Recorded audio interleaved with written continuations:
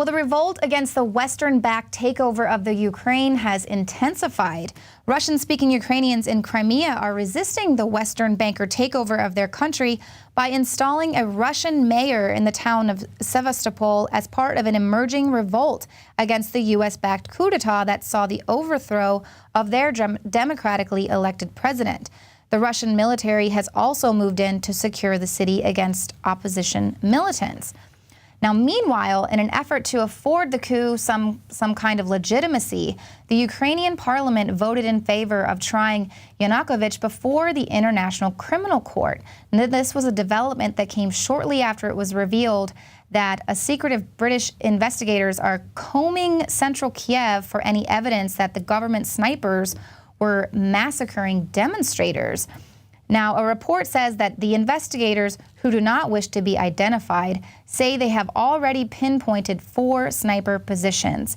So, in other words, the British Foreign Office has already deployed agents in Kiev to either manufacture or plant evidence which will subsequently be used to demonize Yanukovych as a barbarian who ordered the massacre of protesters.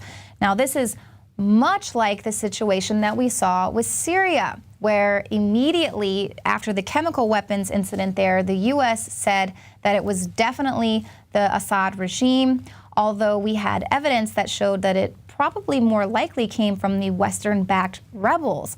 And then they deployed their agents in to go and collect all of this evidence to say, yes, of course, this happened.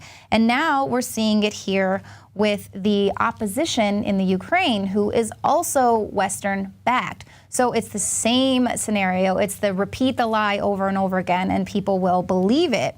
But the thing that's the shame is that you have, both in Syria and in the Ukraine, you have these citizens, people that are fighting for freedom. They're fighting a grassroots revolution. They probably don't even realize that they have been co-opted.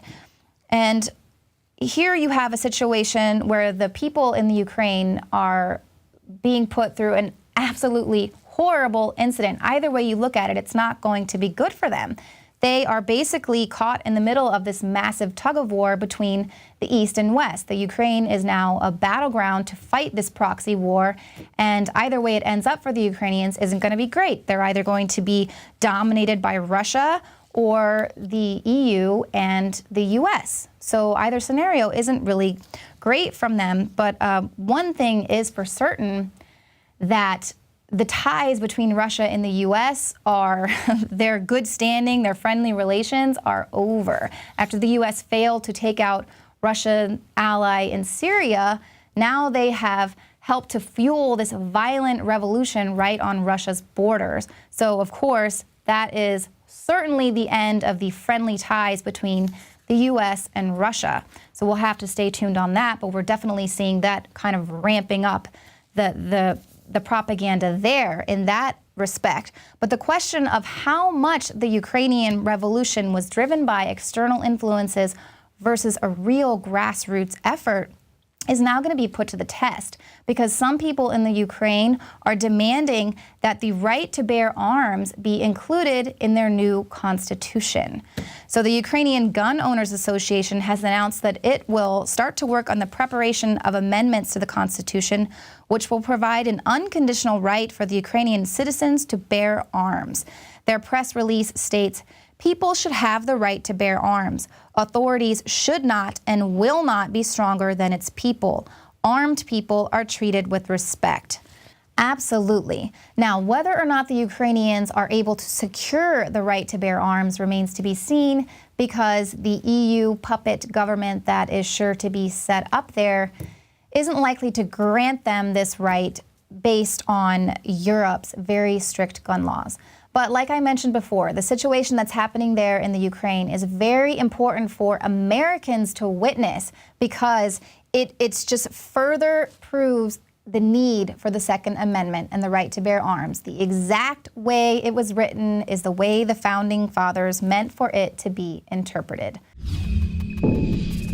globalist social engineers are not just targeting us with propaganda. They are manipulating our genetics. We are being targeted at every level by estrogen mimickers that lower our testosterone and other hormones and natural compounds that the body needs. After consulting top doctors, nutritionists, pharmacists, and others, we have developed what I believe is the ultimate non-GMO organic super male vitality formula sourced from powerful organic herbs and then concentrated for maximum potency. Super male vitality was developed to activate your body's own natural processes instead of using synthetic chemicals. Super male vitality by InfoWars Life is so powerful that I only take half the recommended dose. For a limited time, we are offering 15% off Super Male Vitality at InfoWarsLife.com to introduce you to this powerful supplement. Visit InfoWarsLife.com today to secure your Super Male Vitality. InfoWarsLife.com.